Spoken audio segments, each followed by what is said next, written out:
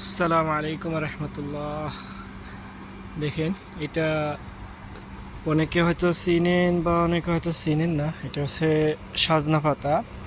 সাজনা পাতার অনেক গুণাগুণ আছে, যা আমাদের বাংলাদেশে একজন অনলাইন ব্যবসায়ী সাজনা পাতা সম্পর্কে অনেক বক্তব্য দিয়েছেন।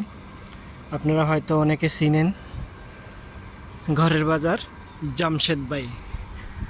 সাজনা পাতার অনেক গুণাগুণ সম্পর্কে উনি ফেসবুকে বলছেন।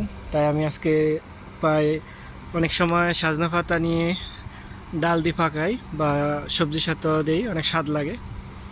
আজকে আবার কিছু সাজনা পাতা নিয়ে যাব, কালকে মাছ দিয়ে ইনশাআল্লাহ পাকাবো। এদেশে প্রায় 50% হাউজের সামনে আপনার একটা একটা সাজনা পাতা গাছ আছে, সবারই হাউস। এদেশে আপনার প্রায় 50% হাউজের সামনে আপনি পাবেন সাজনা পাতা। তো সাজনা পাতা আপনার ডায়াবেটিস রোগের জন্য, তারপরে যাদের কোলেস্টেরলের সমস্যা, কোলেস্টেরলের জন্য অনেক উপকারী একটা গাছ, অনেক উপকারী একটা পাতা। তো চেষ্টা করবেন, যাদের ডায়াবেটিস আছে তারা এগুলা শুকাই পাতা পাউডার বানিয়ে খাইতে পারবেন। তারপর আপনি সবজি বানায় খাইতে পারবেন ডাউলের সাথে বা মাছ দিয়ে।